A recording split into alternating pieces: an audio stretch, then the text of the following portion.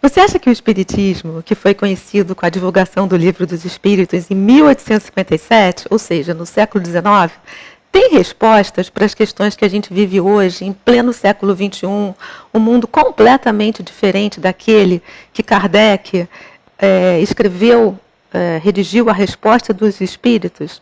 Olha, tem sim. O Espiritismo tem resposta para tudo, porque eu gosto muito de dizer uma frase: religião é um estilo de vida. E é isso que a gente vai conversar agora. O Espiritismo hoje está começando.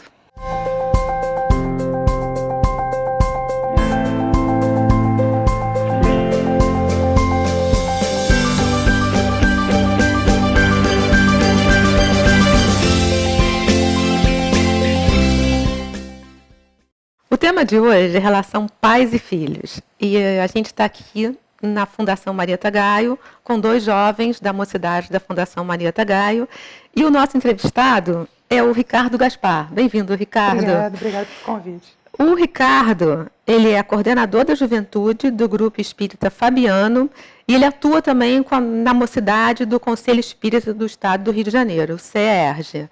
E do meu lado aqui está o Luiz Henrique e ali o Rafael, que, como eu disse, são da mocidade da Fundação Marieta Gaio. Pessoal, todo mundo bem-vindo ao programa e eu vou começar lendo um trecho do Evangelho que fala sobre honrar pai e mãe. Vamos lá. Um pouco difícil aqui, mas a gente consegue.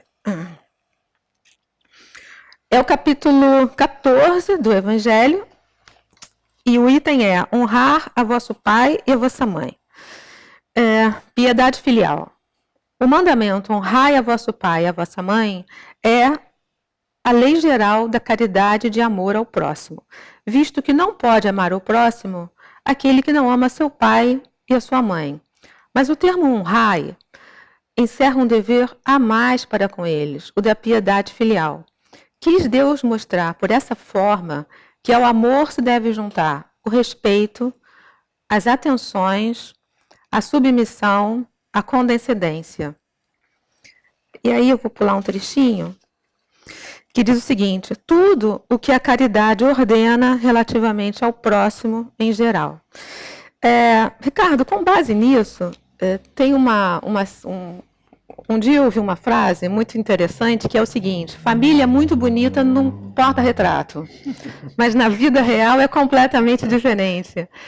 Como é que a visão espírita da vida, os valores espíritas, podem nos ajudar a viver numa família de uma forma mais harmoniosa?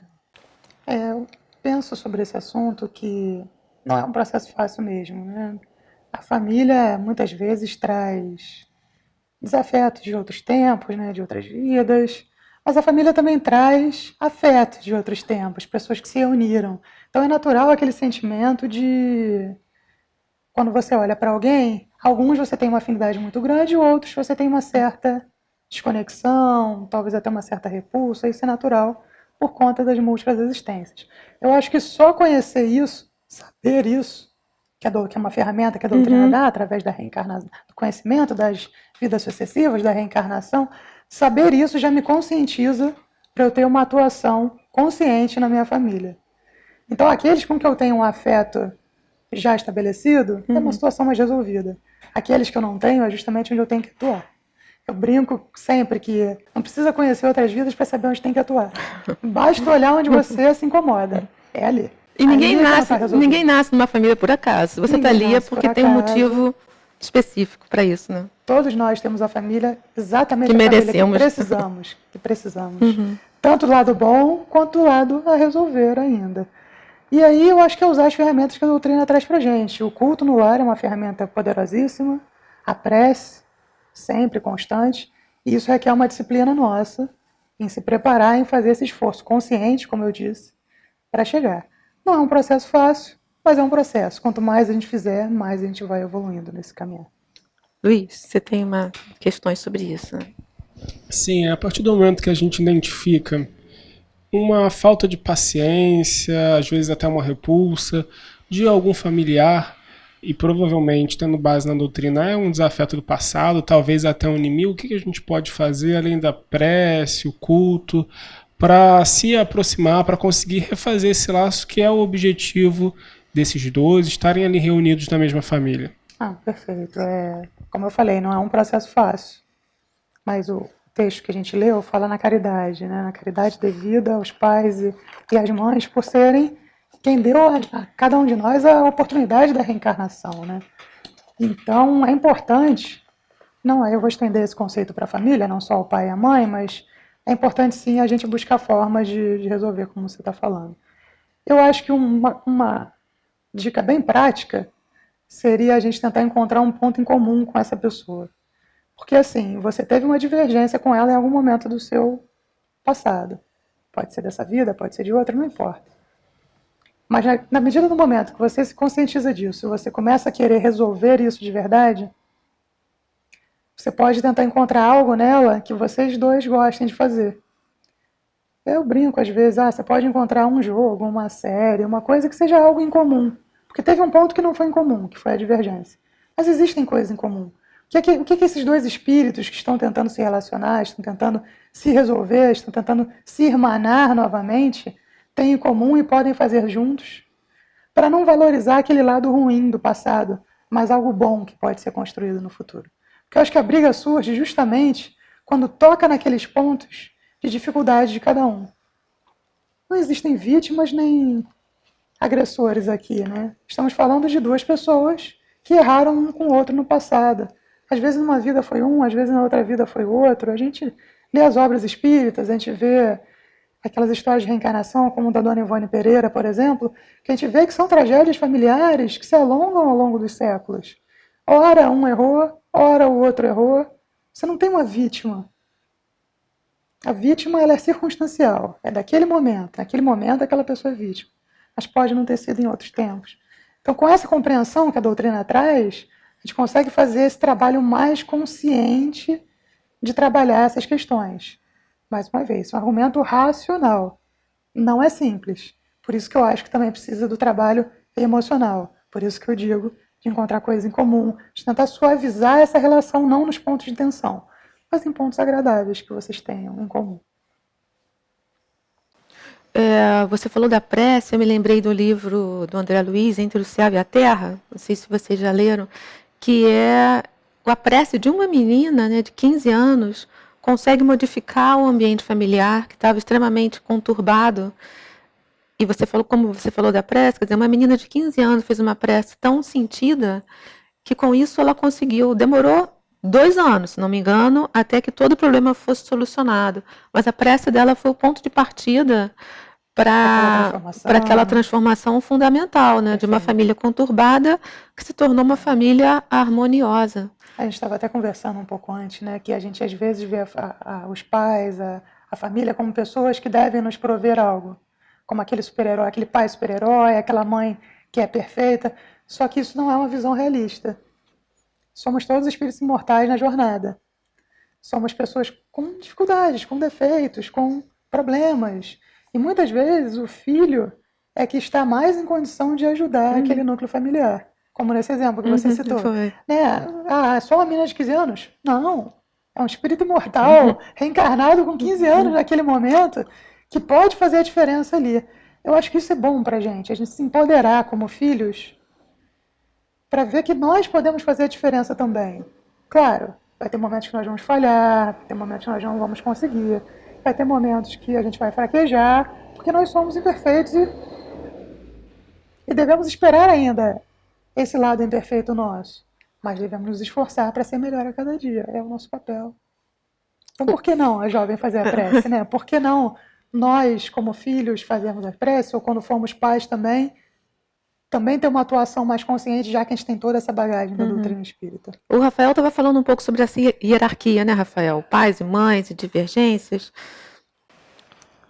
Seria mais ou menos isso. O que a gente poderia fazer com relação a isso? Porque hoje em dia a gente tem uma discussão muito grande entre pais e filhos, não só, mas dentro da família, com relação a isso, né?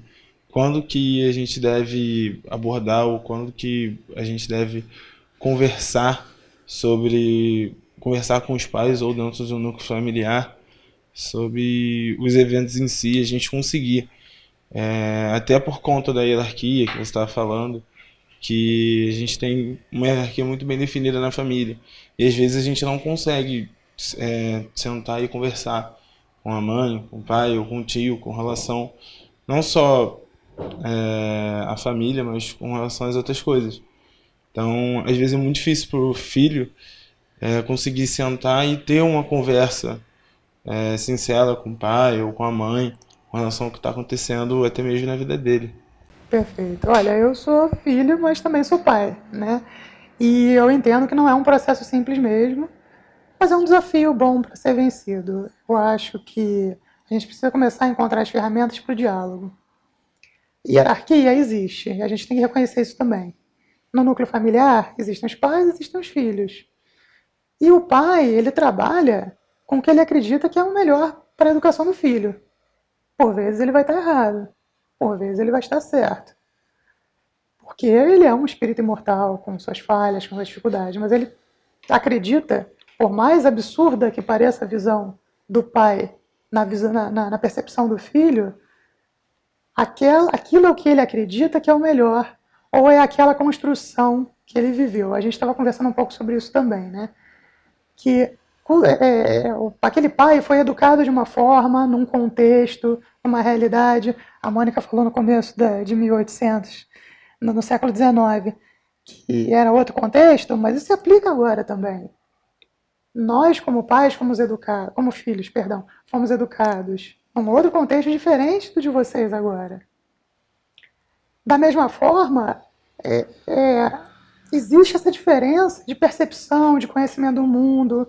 O mundo vai evoluindo também. Um exemplo que eu posso citar, que eu vou fugir um pouco do assunto, mas depois eu vou retornar para te responder melhor. Quando eu era criança, eu tenho 39 anos, quando eu era criança, eu ouvia, nunca gostei, mas eu ouvia muitas piadas racistas. Era comum se fazer esse tipo de piadas, embora extremamente incorreto e indevido, mas era comum.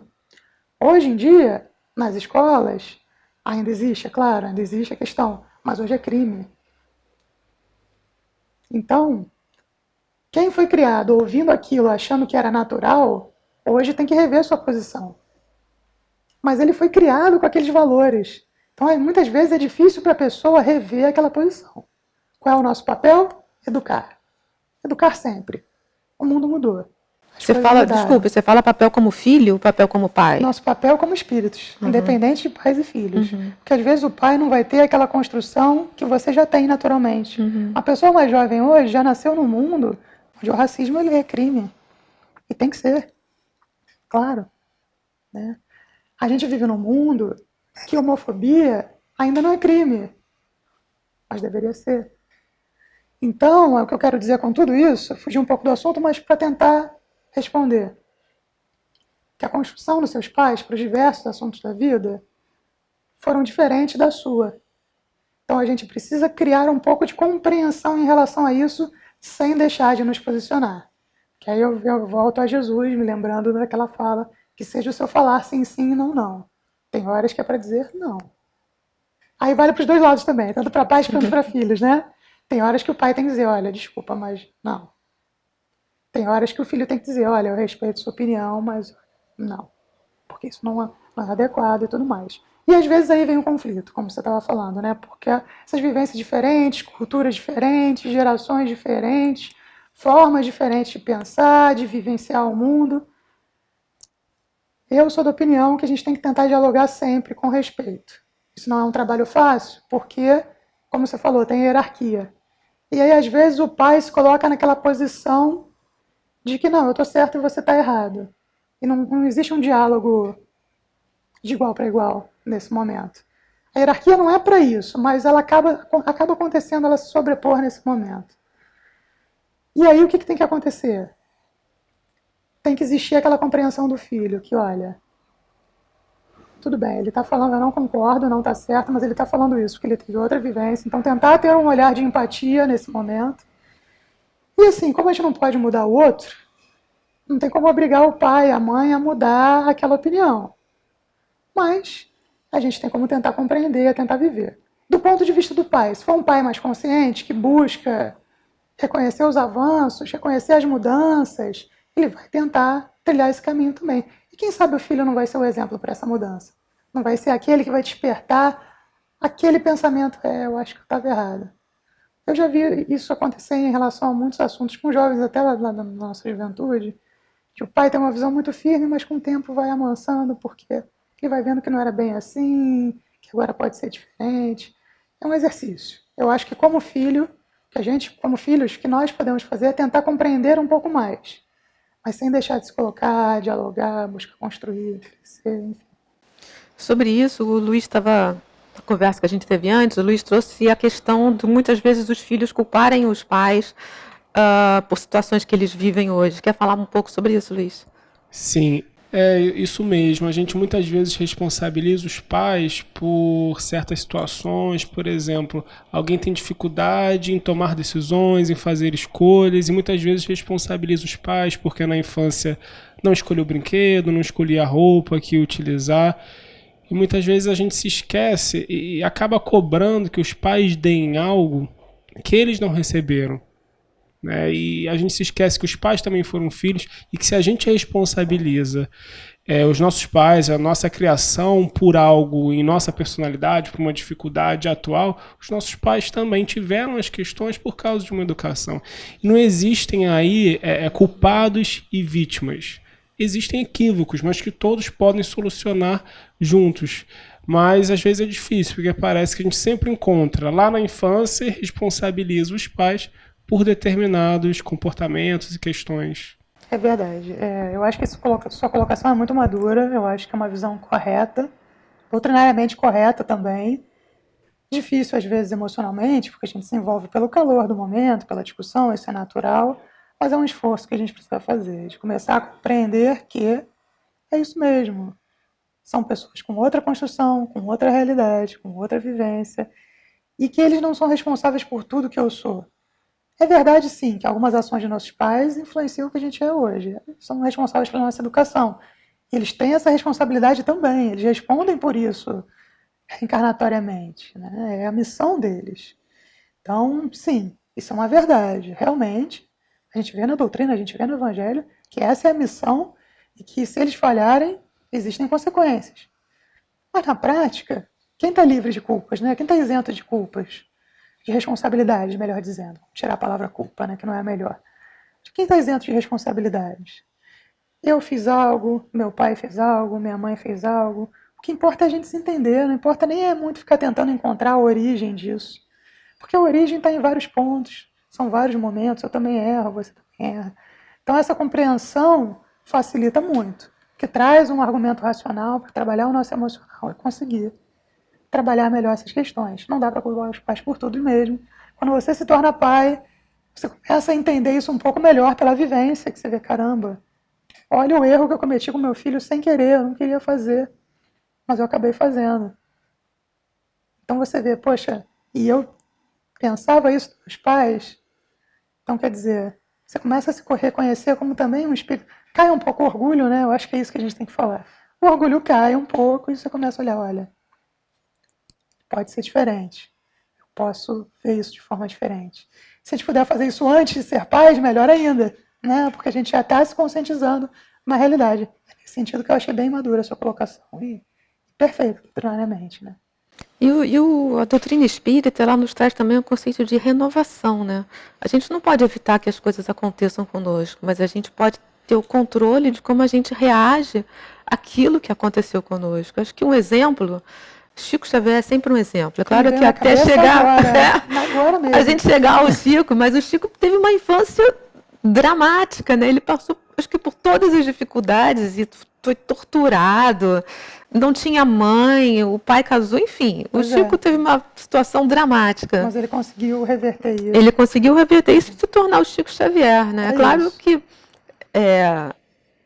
o Chico está numa outra esfera, mas é um exemplo. Muitas vezes nós não somos Chico Xavier ainda, mas é um processo. É um processo. É bom saber que é possível. Exatamente, é bom saber que é possível. Então eu estou nessa caminhada, eu não cheguei ainda, tudo bem, eu vou me respeitar, eu vou me amar também, eu vou ser caridoso comigo mesmo. Porque eu também tenho que respeitar meu caminho, respeitar as minhas limitações. mas tentar vencê-las a cada dia, né? Não é deixar, respeitar e pronto, deixa para outra vida, não. Né? Eu falei que me veio o Chico na cabeça, porque eu lembrei daquela frase, que eu vou tentar citá-la corretamente, mas se me desculpe se eu não conseguir, que ninguém pode voltar atrás e fazer um novo começo. Mas todos nós podemos começar agora e fazer um novo fim. Eu acho que essa é a mensagem principal para qualquer relação familiar. Podemos começar agora, buscar novas vivências, novas realidades, para fazer um fim muito melhor. Que eu não consiga ter aquele amor profundo por aquela pessoa que eu tive problemas no passado. Acho que eu consiga, pelo menos, respeitá-la, pelo menos conviver adequadamente ali. Já é um grande passo. No amar os vossos inimigos no Evangelho, é colocado lá que a gente não tem como amar a um inimigo da mesma forma exata como um amigo. Não estamos nesse momento ainda. Mas é um processo, é uma construção, caridade é um processo. Então é uma construção para que eu consiga, pelo menos, não pensar mal, respeitar. Já vou estar dando um passo. E pouco a pouco vencendo esses limites. Até que a gente consiga fazer algo muito melhor. Mas é um processo, é difícil para todos nós. Rafael, tem alguma outra questão? Então, Luiz, também não? Antes da gente terminar, eu me lembrei de uma história, uma historinha que circula pela internet, que é muito interessante. Uma jovem não gostava da sogra, e ela procurou um alquimista, porque queria matar a sogra. E o alquimista deu para ela umas pequenas doses de veneno, que ela fosse colocando na comida da sogra a cada dia, que no final de um tempo a sogra desencarnaria. Mas que nesse meio tempo ela começasse a tratar a sogra muito bem, para que ela não fosse suspeita, que a suspeita do crime não recaísse sobre ela. E ela começou a ser muito atenciosa com a sogra. Foi atenciosa, até o momento em que a sogra mudou o relacionamento que tinha com ela e ela passou a gostar da sogra. E aí ela foi lá no alquimista e disse assim, não, eu não quero mais matar a minha sogra. Ele falou, não se preocupe, aquilo era vitamina. E aí a relação mudou, quer dizer, como você disse, né, procurar, às vezes a mudança de uma pessoa dentro da família consegue mudar o ambiente familiar. A gente não consegue mudar o outro só muda quando ele quer. A gente consegue mudar a gente, fazer alguma coisa, tentar outras estratégias, tentar outros caminhos melhores. Né? Ricardo, você quer deixar uma mensagem final? Eu acho que vivência em família é o nosso desafio. Eu tenho problemas, todo mundo tem problemas, né? Às vezes as pessoas falam que fica olhando um expositor ou alguém fazendo estudo, acho que a pessoa não tem problemas, né? Temos muitos, né? E eu acho que temos mais ainda do que vocês, porque quando a gente está nesse papel de falar, de fazer estudo e tal, a gente é o primeiro beneficiado sempre. Né? Então, o que eu convido para todo mundo é que a gente busque estudar a doutrina, busque evangelizar, busque trabalhar, porque isso é o que mais ajuda a ressignificar essas coisas. Esse trabalho no bem é o que fortalece a gente para esses embates, seja na família, seja em qualquer outro lugar. Então, eu acho que é isso. Pessoal, então a gente está chegando ao fim do nosso programa de hoje, né? E como ficou aqui, para resumir a mensagem que foi dada, né? A gente nasce na família que a gente precisa. E como diz o Livro dos Espíritos, a relação familiar é a base, é a nossa base de relação com o mundo. Claro que tem a nossa relação com Deus, mas a partir da nossa relação familiar é a maneira como a gente vai se relacionar com o mundo. E os nossos pais e nossas mães, né, como diz o Evangelho, eles nos deram a coisa mais preciosa, que é a vida. Então, só por isso a gente tem que ser muito grato, porque se todos nós estamos aqui é porque a gente teve um pai e uma mãe que concordaram em nos receber como filhos, né? E isso é uma gratidão eterna, apesar de todos os problemas que existem em tantas famílias. É isso aí. Até a próxima semana. Tchau.